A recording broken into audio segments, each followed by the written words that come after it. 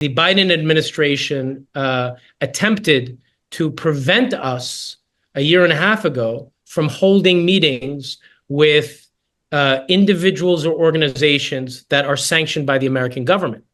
So we are actually in the last stages of a lawsuit, our foundation, with the Biden administration about free speech and the right to meet and talk to whoever you want, even if they have the most abhorrent views, or even if the government has sanctioned them or designated them terrorists. So we're fighting that case. But this is another example where, by the way, it wasn't Trump, it was the Biden administration, Department of Justice and Treasury Department that has tried to basically prevent American citizens and others from talking to people that disagree or that are deemed to be sanctioned by the US government. So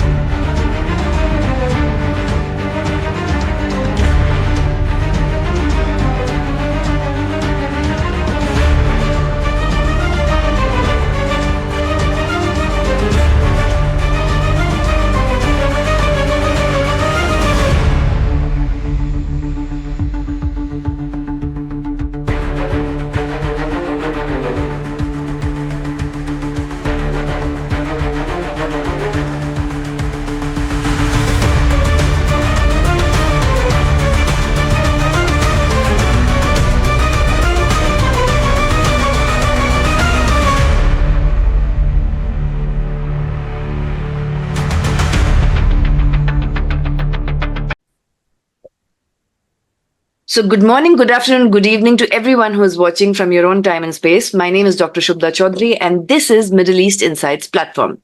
Today we are going to talk about a very interesting topic, which is tech in warfare. Very, very enticing, technology, warfare, AI, crowdsourcing, intelligence, secret agencies, and how all of that was involved in the assassination of Nasrallah, which happened on 27th of September. Recently.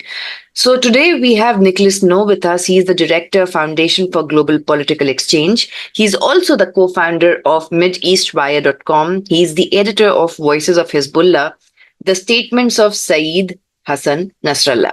And along with that, his entire CV is too long. You have to Google it. I'm just giving a very, very brief bio.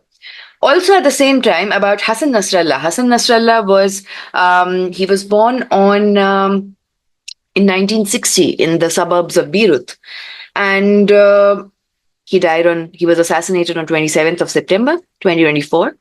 In Middle East, he was considered, at par with the great figures like Nasser or Yasser Arafat in comparison, or even, in the worldly context, he was considered at the same level with Fidel Castro or Che Guevara. He was considered as the emblem of the Arab symbol, a man who practices what he preaches, and his assassination is going to change the future politics of not only Lebanon, not only Hezbollah, and not only Middle East, but over the proper geopolitical circumstances that we are going to see forthcoming.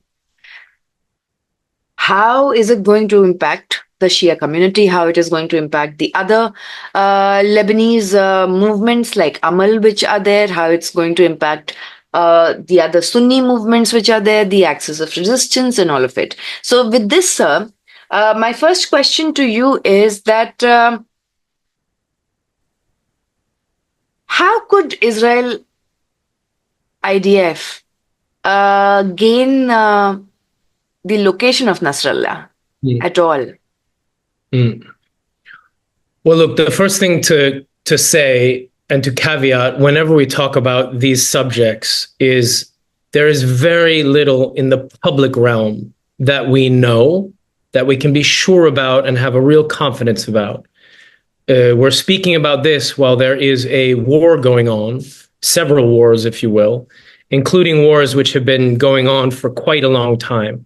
It's very, very difficult on these subjects that involve, let's say, covert action and military action and intelligence for us in the public realm and in open source to really speak definitively. So the first thing I would say is anyone that comes to you and says, this is what happened, here's how it happened, that I would really heavily discount what they're saying, because there's a lot that we don't know, and there's a lot of disinformation and misinformation as a part of the propaganda war, let's say, on all sides. So that's the first thing to say, right? That's really important.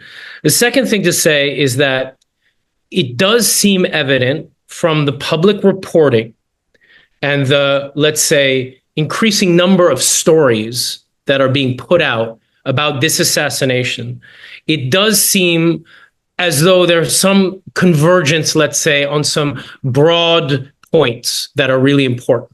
So I'd say the first point is that it is clear, and people that have a background in military affairs will know far better than I, who is merely a political analyst, but it seems clear that over the last few years and perhaps the last decade, there has been a real revolution and another kind of leap forward in the technological capabilities available to states like Israel and the United States.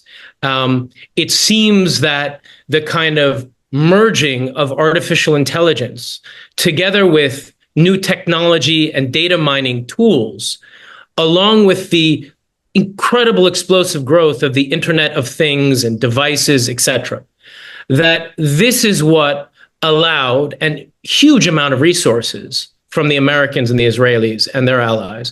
This is what allowed for the Israelis to assassinate Nasrallah, something that might have been available in the previous months, could have been available over the previous years, but probably coalesced in terms of the technological ability to do that pretty recently. We'd say three things are really important in this. One is that it's clear that Israel is a state who is using artificial intelligence at an advanced level. They also have, of course, deep symbiotic relationship with the American government, who obviously is one of the global leaders on this.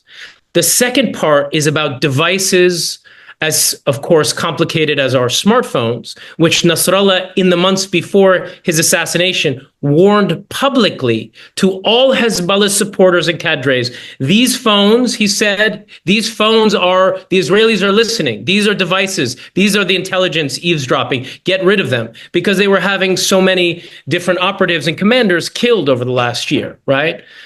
The third part, I think, so we have artificial intelligence, we have the devices, and then we have some of the apparently advancements in the hard ordnance and hard military technology side. So not the software, not the data mining, not the AI, but the hardware. And that's, for example, seen in the bunker busting bombs, which were used. Israel and the US did not readily have 60 or 80, depending on how much you believe were dropped. They simply didn't have these types of ordinances that could have penetrated to this level with such explosive effect. They didn't have it until, according to public reports, perhaps 2 years ago, a year ago. This kind of device, or this kind of joint-directed assault munition, it wasn't available. All right. So, I think for me, what's important here is, and I don't want to be too dramatic, is nevertheless, we have a real proof of concept for the first time in public that we know of, that we can all see, a proof of concept of the merging of AI, device hacking and device penetration, Internet of Things, alongside military hardware advances, ordnance, explosives, and their enormous penetrating and explosive potential. Those three things, I think, we have seen with Nasrallah's assassination, especially, but also around some of the other events of the past few weeks and even few months. We have really seen a game-changing moment, to use a maybe overused phrase. But I think it's in that trinity, that trinity between the hardware of ordnance and explosives, which have been used for hundreds of years, thousands of years by humans, together with really recent developments in AI and its potential. And that third linkage is the pervasiveness of the Internet of Things. And I'll just stop with, saying one thing from the public reporting that to me seems pretty likely, especially because there are other reports about this, but we also know this from other non-military domains where there is, intelligence gathering and snooping and hacking that's come to the fore. Hezbollah people are driving modern automobiles, including top commanders and intelligence folks. Apparently, when you drive automobiles, especially ones that were made in the last few years, the ability of a state or non-state actor to somehow penetrate or use that device, that car, to listen in, is pretty high. Of course, the most dramatic example for all of us, and another turning point in the public realm, because there's a lot of stuff I think that we don't know because it's in the covert area that we haven't seen, but of course was the pager and walkie-talkie attacks by Israel. I won't, go over the details. I think we all know some of them. Some of it is, I think, embellished. Some of it is part of the misinformation, disinformation war that's going on. But be that as it may, at a minimum, we can say that these devices, this Internet of Things, were used in a hard way, in the sense of it wasn't just software, it was actually implanting explosives in thousands of devices, but also apparently using those devices as listening devices, which enormously helps the Israelis because they can use AI with the Americans to sift through all of the conversations in Arabic that they're picking up from a commander's smart TV, their pager, their walkie-talkie, maybe it's their Range Rover, or maybe it's their car, whatever. They're able to use AI and data mining, hack all of those devices, and bring that all together into usable, actionable intelligence, which is what we do.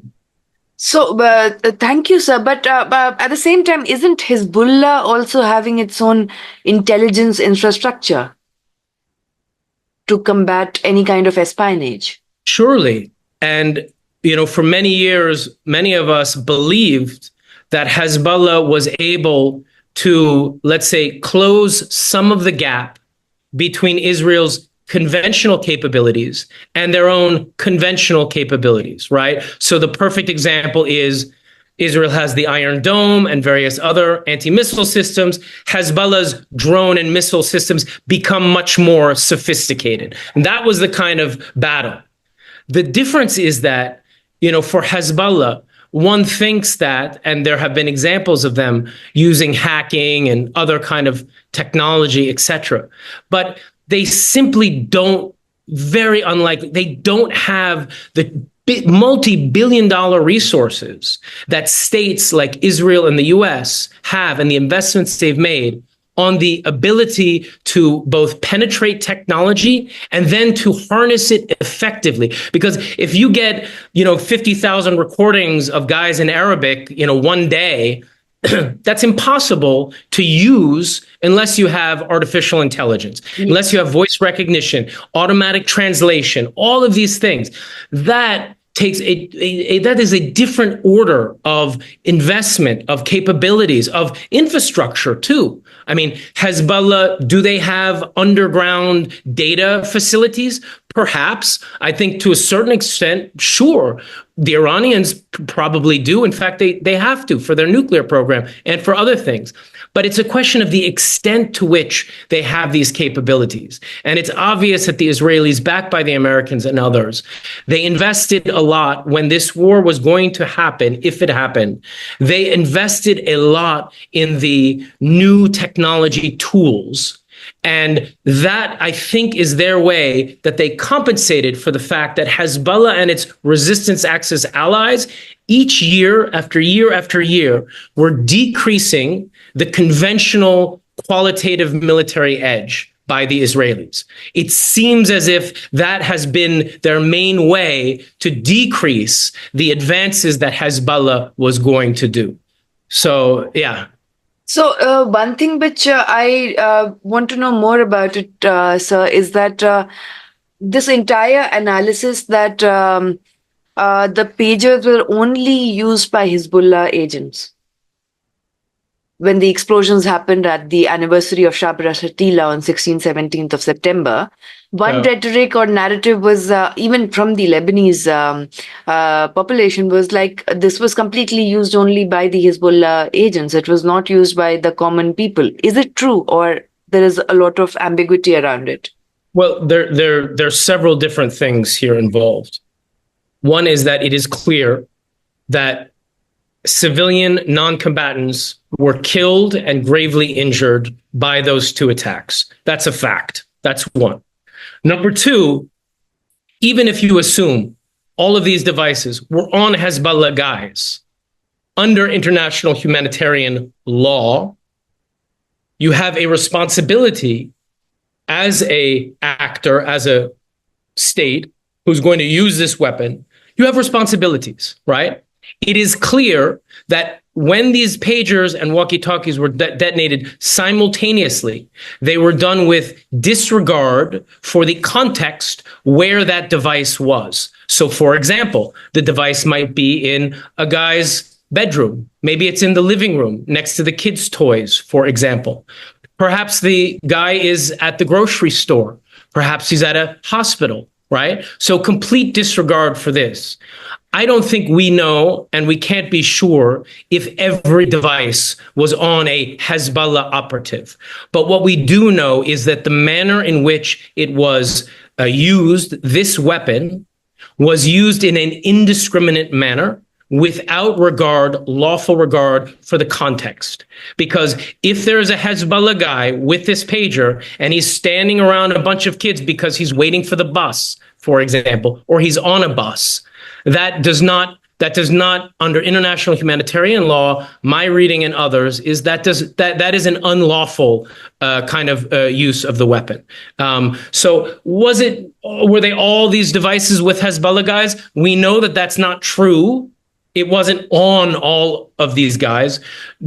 Also, there were some reports that some of the pagers were with civilian non-combatants, but who were employed in Hezbollah-linked or Hezbollah nonprofit organizations, hospitals, schools, etc., right? As a part of civil defense. So we're in a very dangerous place if we think it's okay to plant explosives in devices that are normally for civilian purposes, and then also, which is a problematic thing we can argue about, but then also very problematic to detonate those as a weapon in an indiscriminate manner, in a manner that evidently harmed civilian non-combatants. So that's, I think, the most important thing. We will never know the true details of this operation.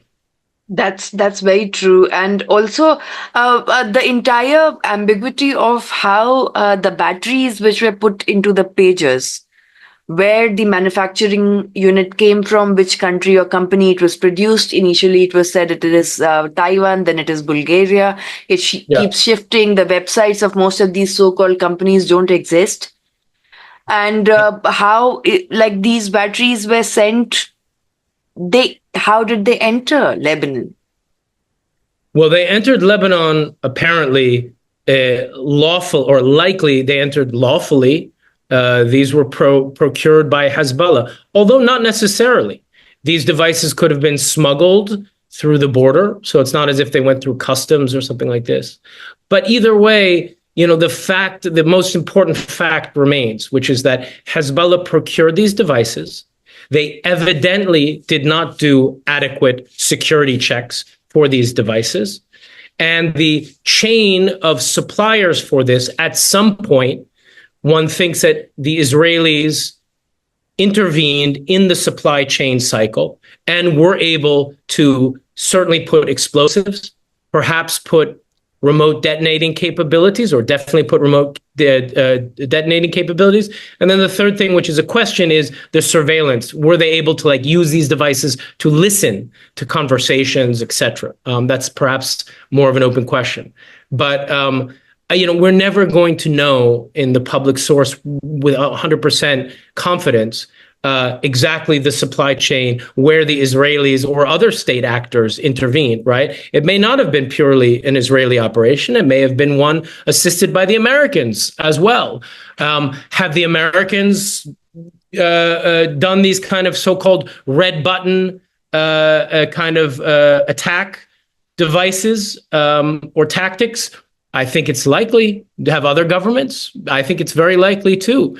I mean, certainly after the publicity of this, I think everyone has to be questioning, I mean, all these state actors, especially ones that are engaged in warfare around the world and in intelligence, they have to be examining these things and wondering and worrying about it as well. The Iranians are certainly undoubtedly worried about it. You know, if what was done to Hezbollah was so successful as it was, it's not much of a leap to think that this has been done to the Iranians as well, by the Americans and the Israelis, by other actors. Who knows?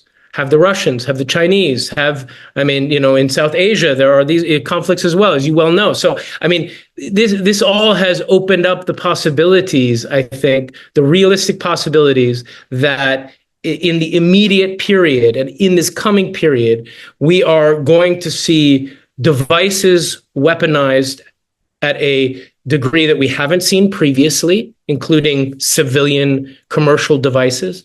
And we're going to see this holy trinity, exploited by state actors and by non-state actors, including by terrorists as well, to merge artificial intelligence, the kind of hacking and intrusion capabilities, and this, proliferation of devices, some of which apparently can be turned into weapons beyond just intelligence collection.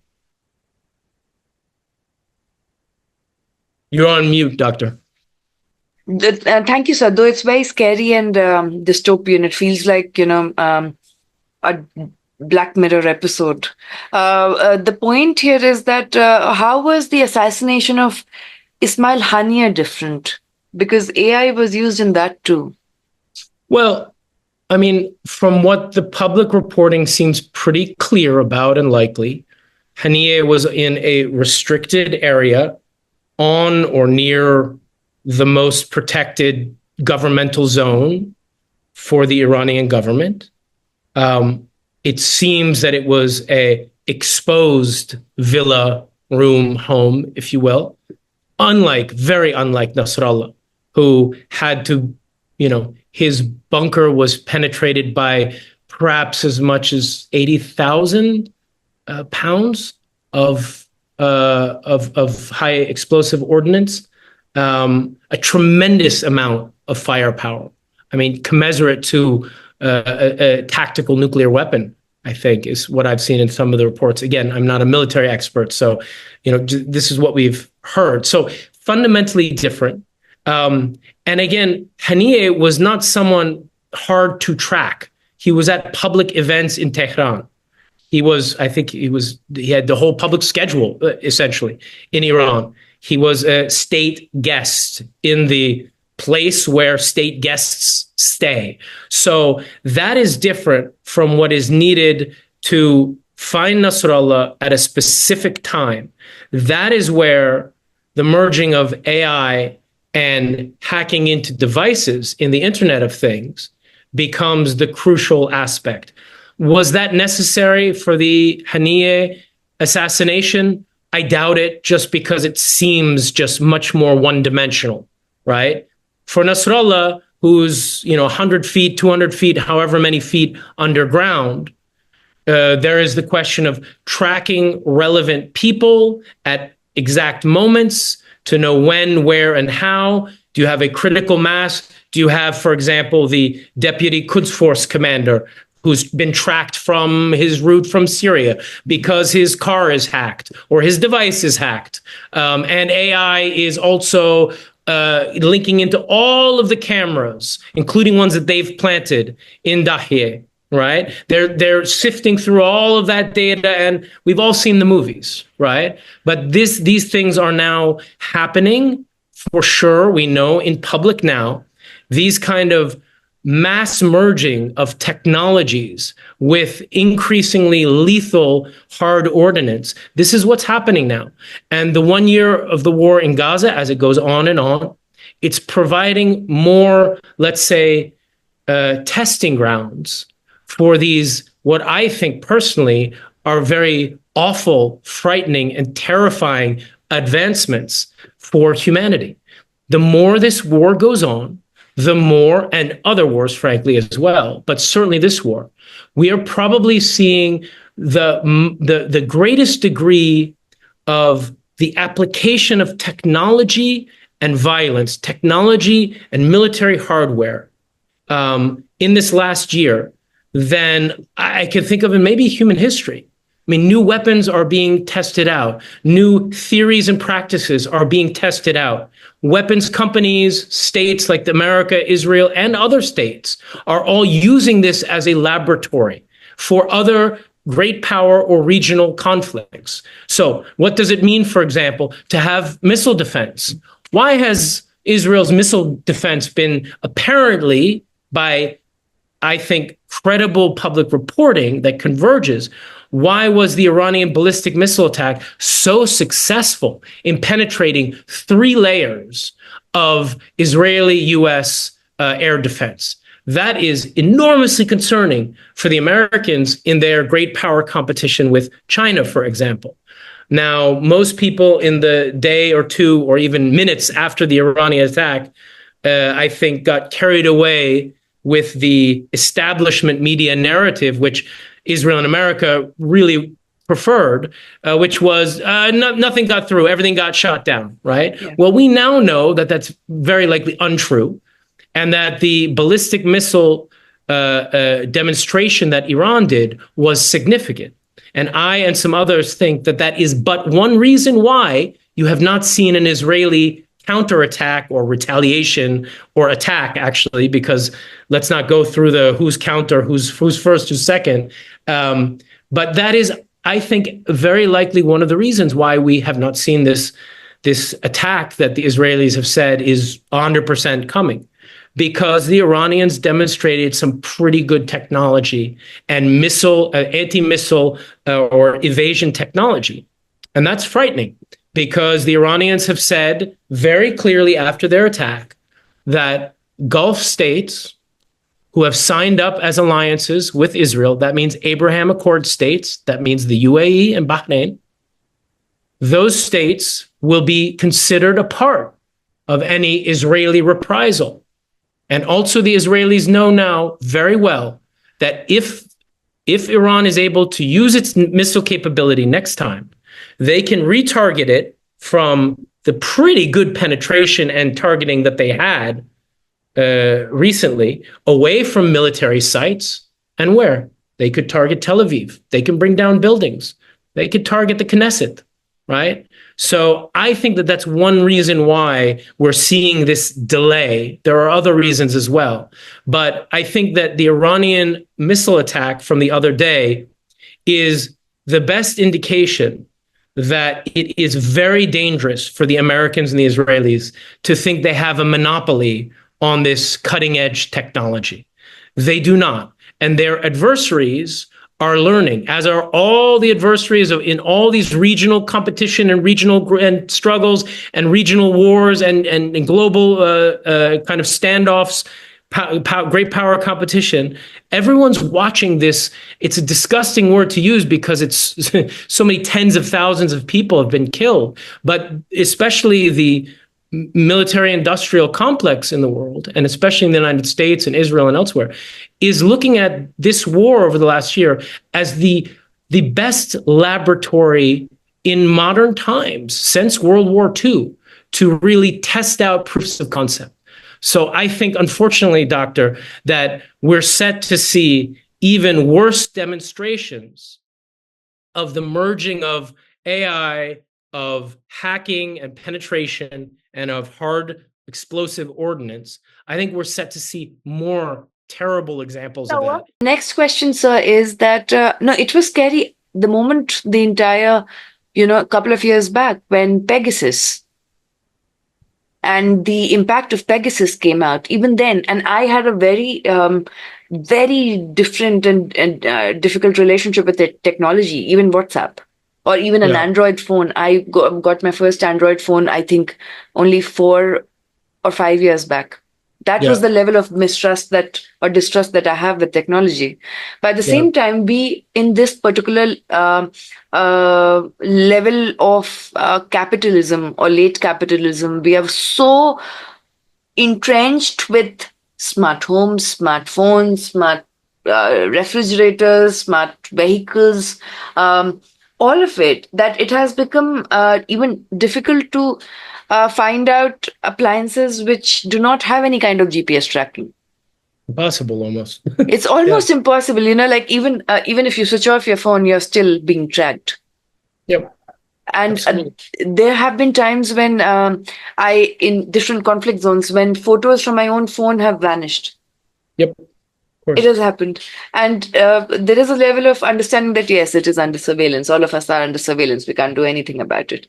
So, but the level which has the espionage level that has gone high over the past, 1 month or 2 months, that is very scary, no matter which actor does it. Yep. And by the way, that's only what we've seen publicly, right? Yes, yes. That is one thing. And the next question to you, sir, is for you at a personal level, when you started writing, about the speeches Nasrallah gave, how difficult was for you to embed yourself in the Lebanese society, or to interact with Hezbollah members, or to be trusted to understand the language and the culture? Were you seen as the other? Completely? No, I'm American, and I've lived mostly in Beirut for the last, let's say, 18 years, 20 years. But I always try to restrict my analytical comments and my writing to either American policy in Lebanon or the kind of geopolitical and kind of balance of power issues. I don't write about Lebanese society, about Hezbollah society. I have written about Nasrallah's speeches specifically as a narrow part, but I always I try to always make it a point that I'm not someone who should be or is able to speak on behalf of Lebanese, or to know Hezbollah deeply in its milieu and in its Lebanese context, its Shia context, its religious context, it's all these things. I'm a foreigner. So I've always tried for 20 years to try to limit the subjects that I speak about authoritatively, or deeply. So the book actually was very easy because it's merely translations of his speeches. So there's an accuracy aspect there.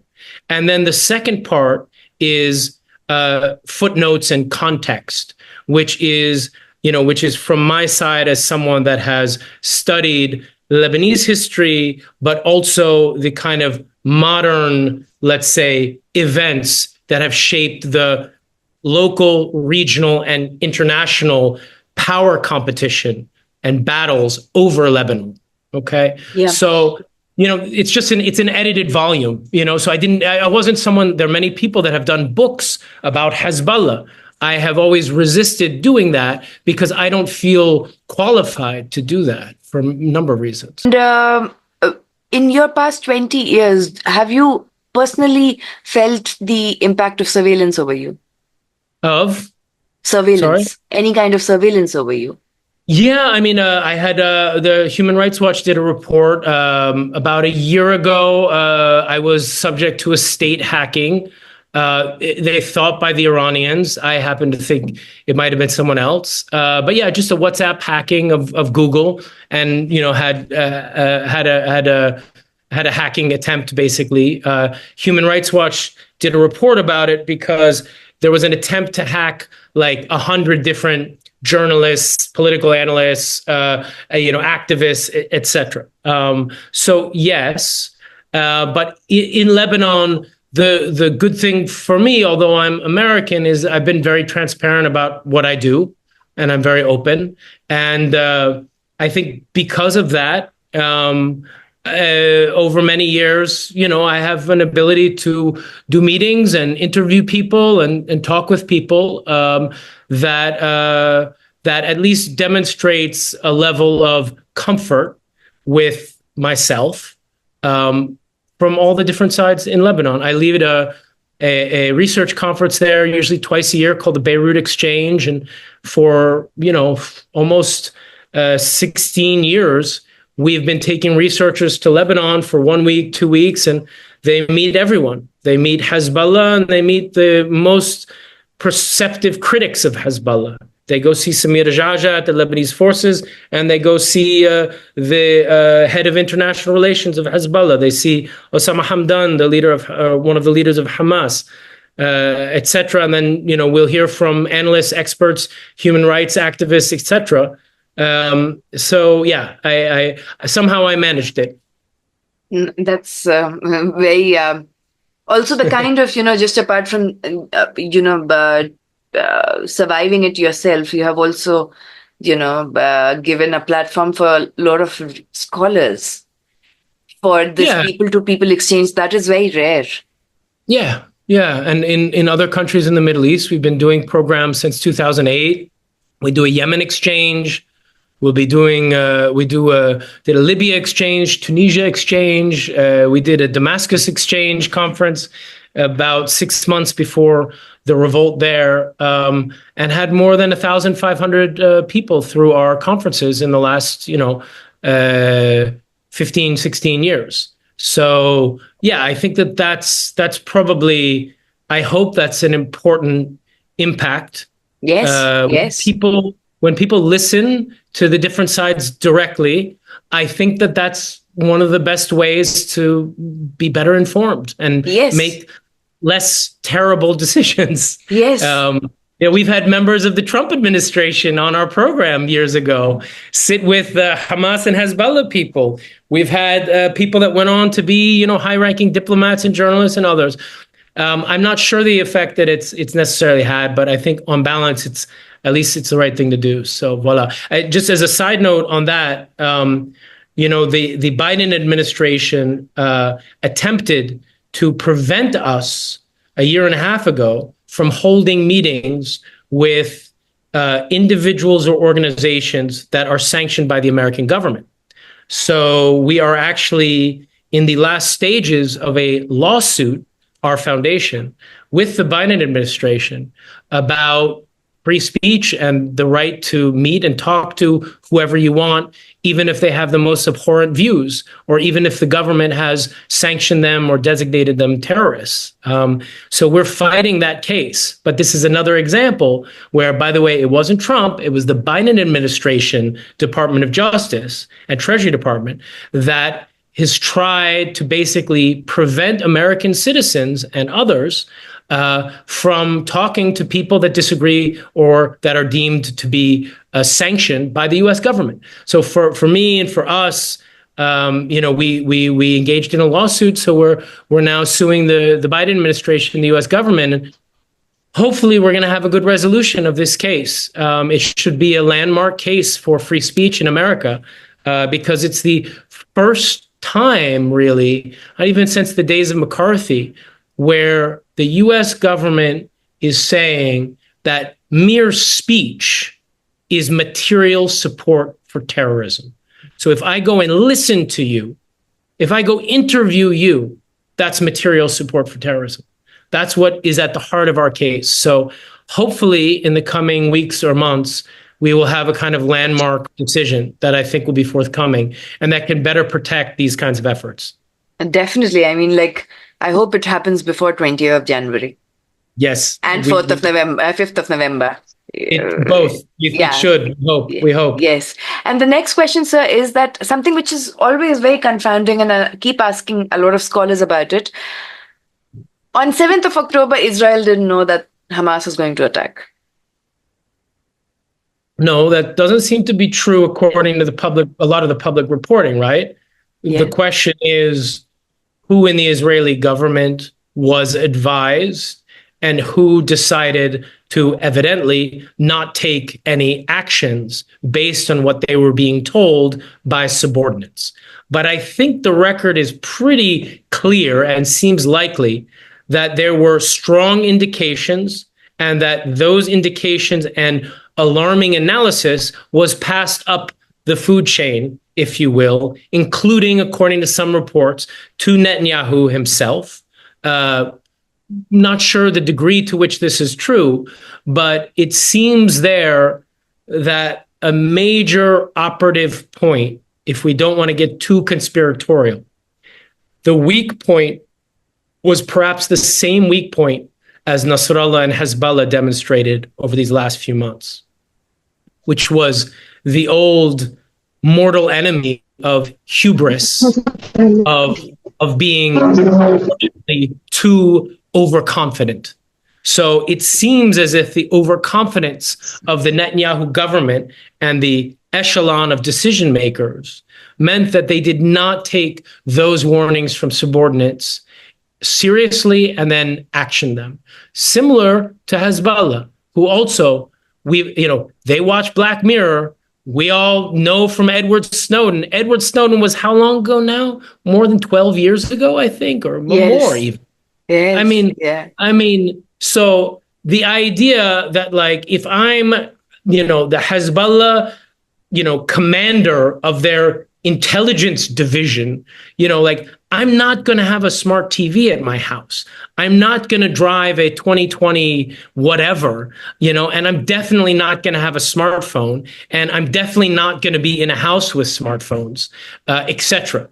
But apparently, they did not take those capabilities of their enemy seriously, and to their, obviously, Nasrallah died for that.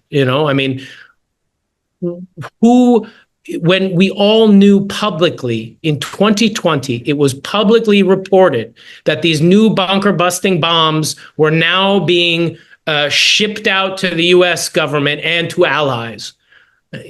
The fact that deep into this war, when you just had the pager and walkie-talkie thing happen, you had top commanders, including your number 2, number 3, and all these other guys, assassinated, apparently on good intelligence. The idea that Nasrallah and others would hold a meeting in the middle of Beirut, Dahieh, in their old headquarters, one that puts civilian lives above them at risk because they're doing a military meeting below civilian infrastructure, which is a war crime. Right? Just like it's a war crime for the Israelis to cite, or it's illegal under international law for the Israelis to cite military facilities in densely populated civilian areas, which they do. But the fact that Nasrallah and Hezbollah would not only kind of throw aside the humanitarian concerns of the hundreds of men, women, and children above them, but that you don't do your meeting in the mountain, in the bunker that, can survive a nuclear blast. Like, you guys are at war. They just did the pager walkie-talkie attacks. Like, what kind of hubris and arrogance leads to that? And I think that that's mirrored on October 7th or October 6th, according to the reports that I think are believable, which is that significant, important parts of the Israeli military and intelligence had deep concerns that something was imminent, and no steps apparently were taken. No, it is completely, like, for example, when Ismail Hania's assassination took place, Israel didn't own up. I was like, okay, it can happen. When Fuad Shukr's happened, I was like, okay, it can happen. After 2 years of Qasem Soleimani, all of these were happening. 2 to 3 years of Qasem Soleimani. Then when Nasrallah's happened, I was like, no, come on, fake news. They cannot be so stupid. It cannot happen. It's not because that I think that Nasrallah is immortal. But I was like, no, come on, IDF is just doing mispropagation of ideas. It cannot, no one can be in a war so stupid that, they'll know that such assassinations are taking place and then they will be assassinated. So it took me a long time to actually process it. Actually, it has happened. That kind of hubris was there.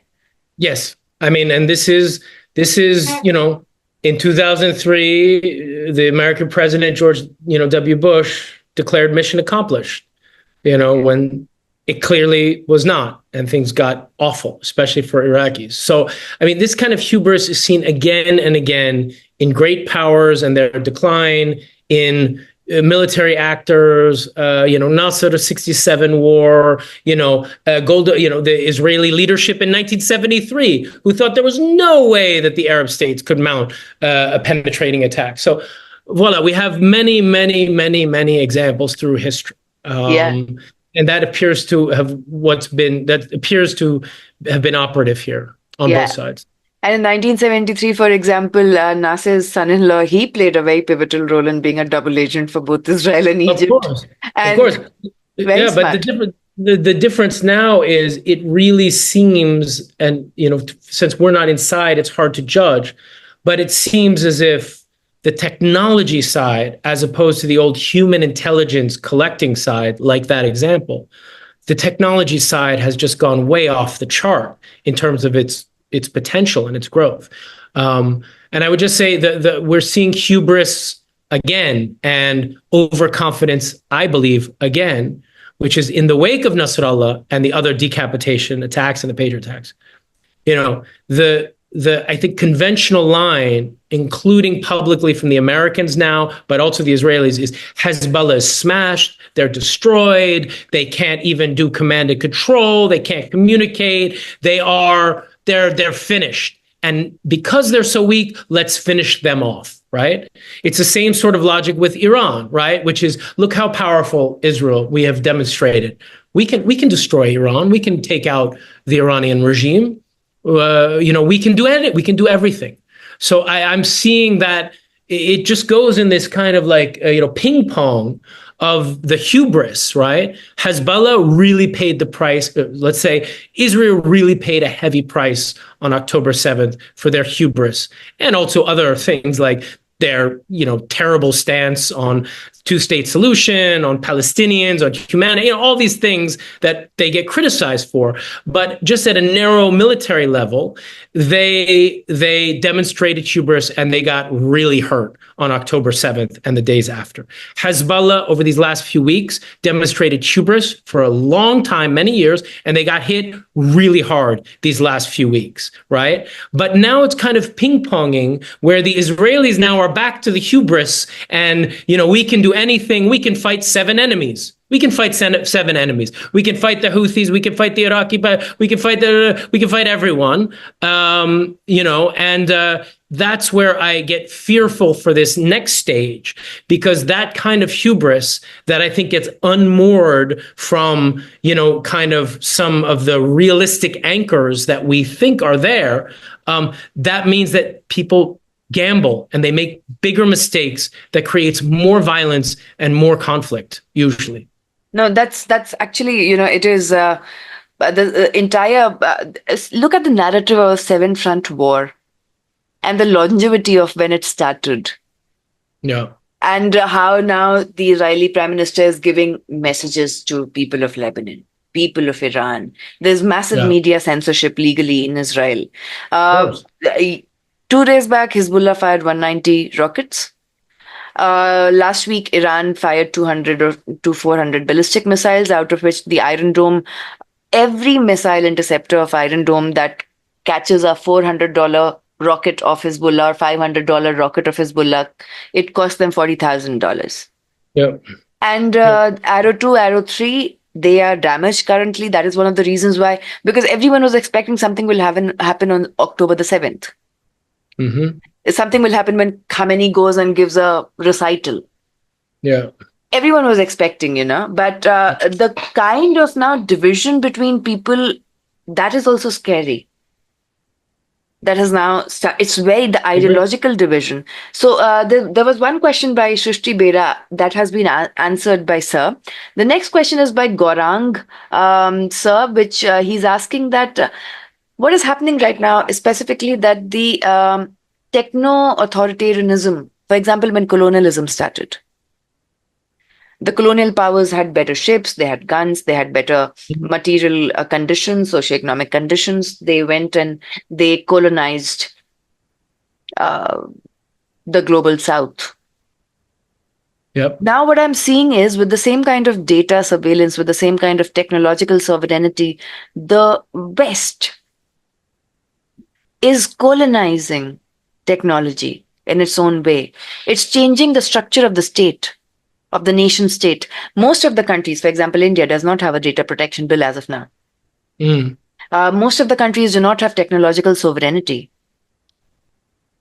the layperson doesn't know what is internet, how it is produced, where are the servers, how it is stored. Yeah. We know that TikTok is banned, or US is banning TikTok because it is taking data, but we don't know what is happening with the data. It is being stored in Singapore or where, or China. We have no idea. Yep. There are no data mining courses in terms of specifically what exactly is the Internet of Things in the deepest of ways.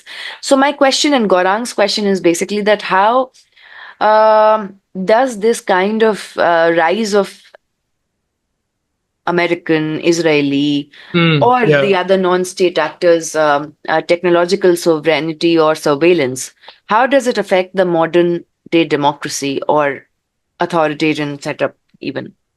I think it could be, I mean, it's no longer an exaggeration or kind of fiction to think that this could really be a fatal blow in the coming period for a lot of things, democracy, but there's much more. If Donald Trump is elected in 3 weeks, it seems very likely he will use these tremendous powers for his own narrow interests or for the interests of perceived allies. That is the definition of techno-authoritarianism that looks like it's likely to happen in America, right? The Israelis are using this technology, and we know from its uses over the last few years, and monarchies and dictators and democratic governments using these technologies for their own narrow interests and narrow purposes. Using technology against activists, against human rights activists, against journalists, et cetera, et cetera. So I think for me, it's very pessimistic, but I think especially because it's no longer theoretical, and we are perched 3 weeks away from an American election that could bring back into office someone who is, inarguably authoritarian as an aspiring authoritarian. He will very likely this time use the technological and hard power tools at his disposal to increase his authoritarian power. I think that seems very clear. But I also think if Vice President Harris gets in there, I mean, again, I'm suing the Biden administration for them saying you can't talk to people. That's called terror. You're engaging in terrorism. That's the Biden-Harris administration. I think, unfortunately, these tools and the way in which they are being, the way in which they are proliferating, and the way in which there are no longer really any restraints. Right? I mean, the Israelis have basically no restraints on their actions except for hard power restraints. If they could eliminate the Iranian government right now, they would probably do it. But they have to think very carefully how they will do that because of the hard power response. So, I mean, the simple, unfortunate answer is that the rise of what we're talking about definitely does, I think, unfortunately, lead to more techno-authoritarianism in the coming period. It is. For sure. And not just by the Americans and the Israelis also. Yeah. And yes, right? Yes. It is. It depends on who you are. For example, in China or in any of the countries, if you are an academic, if you're an activist, or if you're a human rights activist or whatever. So the level of surveillance is not only America, Israel, or whatever. It's also of your own government. It's also the devices and what kind of devices you're buying. So that kind of foreign element, it can be your own intelligence. It can be the external intelligence, depending on the kind of work that you do. So there's level of, and by the way, as you mentioned Trump, I have to tell you that Trump today has said 1 hour back that Prime Minister Modi of India is his friend and the nicest human being. Yes. And he has also said that PM Modi has assured him that India can deal with Islamabad after being offered US support. and he recalls the Howdy Modi event that took place in Texas, and 80,000 people came, and this is all going viral right now. But anyway, I'm also quite scared of him coming back, though. With the kind of arms industry, the lobbies, the military industrial complex, the money that is being made around with all these humanitarian catastrophes and slaughterhouses, Yep. I am scared that Trump is going to come back. Yes. Yeah. So with this, sir, we are very, very thankful to you. To be honest, I'm very thankful to you to be so vulnerable and to explain your context in a way that is understandable to students of various age brackets. The second thing that I'm very thankful to you is for taking our time, because I know that psychologically it is a disturbing time. Yeah. And psychologically, it is a disturbing time for you because you have stayed in a country for 20 years and now suddenly you are not there, and you might have a lot of contacts and a lot of people whom you're really, you must be disturbed about. So in this particular context, you gave us the talk. I was very worried that, you are in Beirut. So I was like, I hope he's safe. And the third thing I'm very thankful to you is that you have simplified very difficult jargon of AI, data mining, all of that in a way that can be consumed by scholars. Good. That is something, instead of complicating it and going into the very, the Herculean terminologies that we don't understand, but we're like, yes, the speaker is speaking. We cannot say that. We don't understand. You made it so easy for us to understand. Great. Good. And also thankful for creating a kind of skepticism in us and the students, for example, for having a certain kind of scrutiny of the devices that they use. Because the Gen Z is comparatively everything, starting from the digital watches to earphones to phones and everything is smart. And I have issues with that because I feel that it takes away the privacy of an individual. Someone is making money out of it. Yeah, definitely. Yeah. So thank you so much, sir, for the privilege of your time. Okay. Thank you, everyone. Thank you very much. Thanks for the questions.